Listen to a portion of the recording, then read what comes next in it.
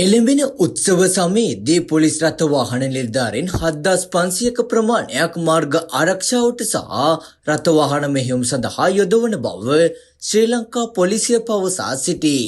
එමෙන්ම බස්නාහිර පළාත තුළ පමණක් ආරක්ෂාව සඳහා අතිරේක පොලිස් නිලධාරීන් 2500ක ප්‍රමාණයක් උත්සව සමයේදී යෙදවීමට කටයුතු කරන බවයි පොලිස් මාධ්‍ය ප්‍රකාශක සහකාර පොලිස් අධිකාරී නීතිවේදී උදය කුමාර වුට්ල මහතා සඳහන් කළේ. ඊට අමතරව බුද්ධි නිලධාරීන් සහ සිවිල් ඇඳුමෙන් සැරසුණු පොලිස් නිලධාරීන්ද ආරක්ෂාව සඳහා යොදවන බවයි මාධ්‍ය ප්‍රකාශකවරයා පවසා සිටියේ.